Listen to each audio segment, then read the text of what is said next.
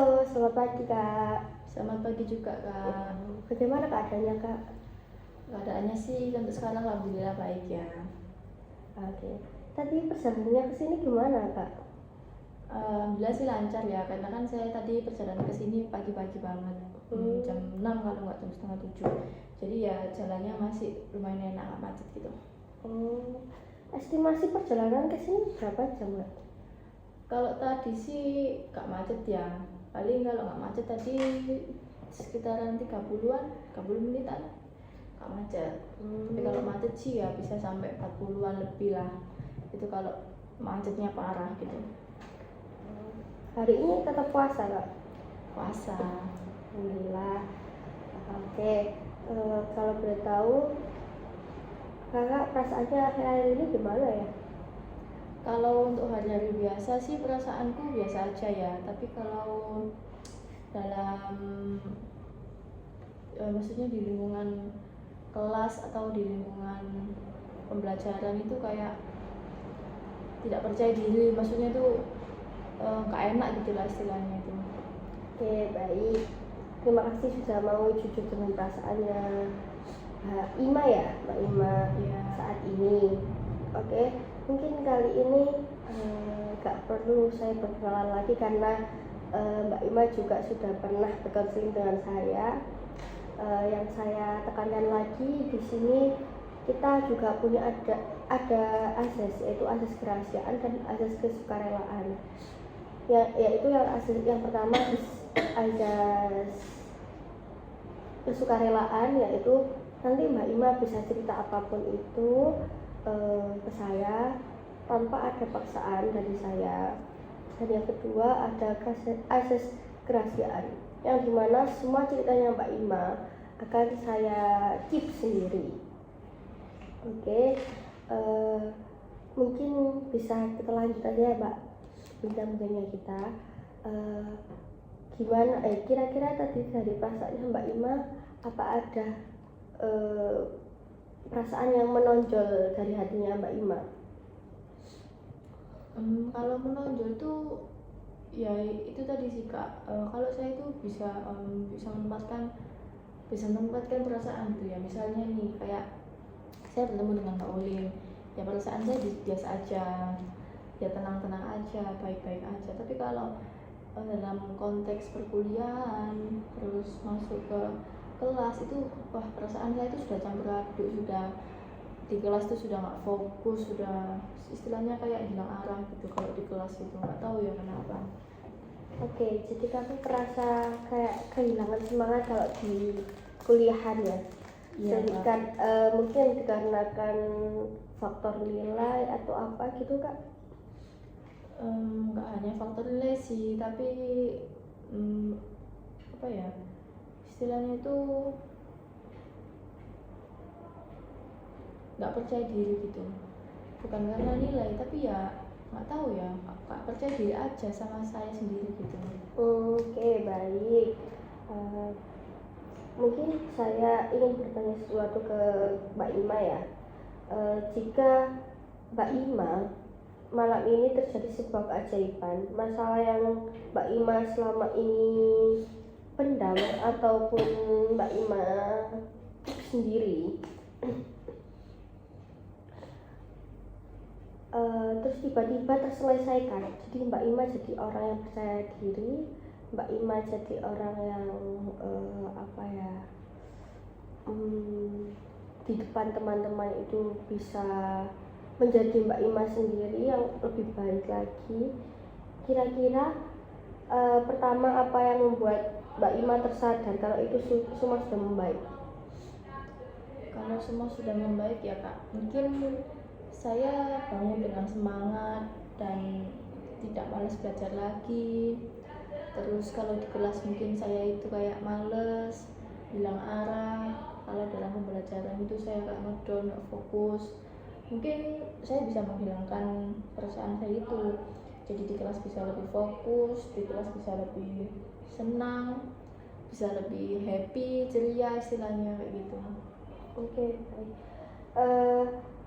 Kalau kamu sudah merasa semangat belajar, kira-kira apa yang kamu lakukan di kuliah setelah itu?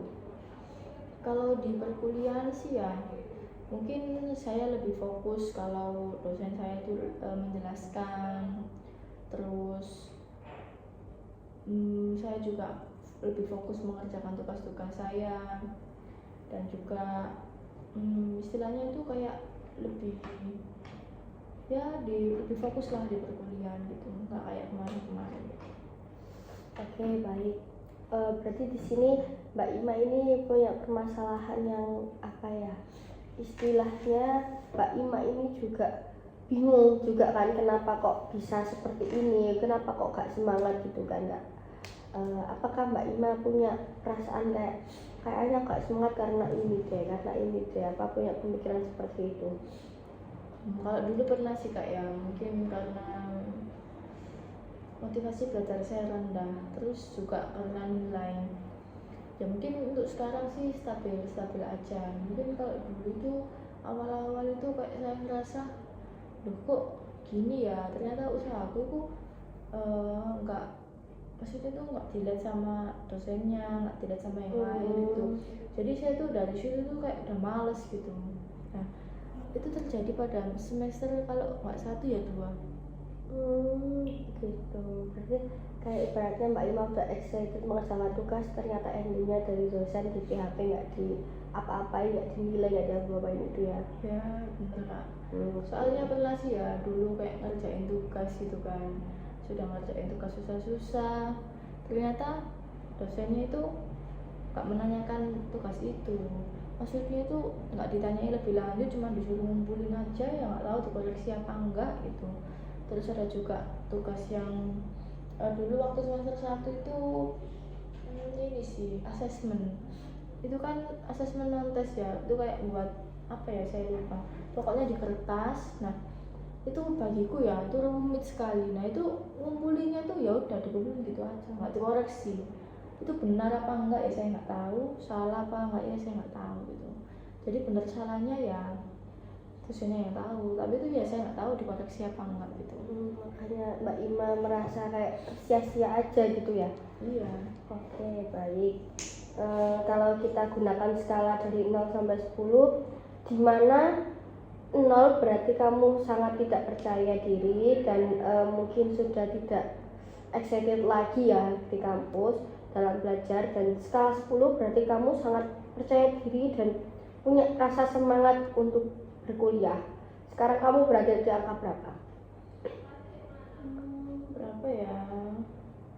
Kalau dari 0 sampai 10 sih mungkin saya bisa memilih angka 4. Kenapa kamu memilih angka 4? Enggak 2 ataupun 3? Karena sebenarnya saya itu Kak, kalau dalam diam itu saya itu masih mau mencoba belajar, mau mencoba kayak memahami materinya apa. Nah walaupun kadang-kadang itu rasa males itu kayak muncul gitu, kayak tiba-tiba males, ya udahlah nggak jadi gitu. Oke. Mungkin kalau saya mulai melihat dari Mbak Ima ini sebenarnya punya rasa ingin belajar lebih dalam, dan mungkin Mbak Ima ini juga punya kepercayaan diri yang lebih sebenarnya, cuman karena faktor itu tadi, ibaratnya Mbak Ima ini kecetok ya kayak bahasanya itu ya, kecetok. Jadi rasa Mbak Ima excited di kuliah, rasa Mbak Ima kepengen tahu di kuliah itu kayak biasa saja. Dan oke. Iya benar Kak. Apakah pernah ada waktu di mana kamu tuh merasa lebih semangat belajar dibandingkan biasanya yang akhir-akhir ini? Mungkin dulu Pernah, tapi itu waktu belajar bareng sama teman-teman sih, dan itu juga sebelum UTS sama sebelum UAS. Itu kalau ya belajar sekelompok gitu, belajar bareng, kayak memahami bareng kayak gitu. Itu kalau mungkin bagi saya itu gimana ya, belajar sekelompok itu kayak kita itu lebih bisa tanya, lebih bisa sharing gitu kan. Jadi saya tuh nggak males gitu Kak. Mungkin kalau saya belajar sendiri di rumah ya, misalnya ada saya nggak paham, terus saya misal tanya ke ayahnya, itu pernyataannya tuh beda gitu. Jadi saya bingung, ini saya harus memahami yang mana, yang dari buku atau yang dari AI. Mungkin kalau lebih apa ya, kalau lebih bisa dipercaya itu lebih dipercaya buku, cuma pemahamannya itu sulit sekali, bahasanya itu rumit gitu. Iya ya, saya paham. Oke, mungkin di situ Mbak Ima itu merasa Mbak Ima di situ apa ya, lebih dihargai lah, rasa excitednya Mbak Ima pengen tahu mengenai pelajaran itu udah dihargai juga kan, soalnya dibantu teman-teman juga kan ya. Oke. Dari pengalaman itu, menurut kamu apakah belajar bersama teman itu bisa menjadi salah satu cara untuk meningkatkan semangat Mbak Ima lagi untuk di kampus?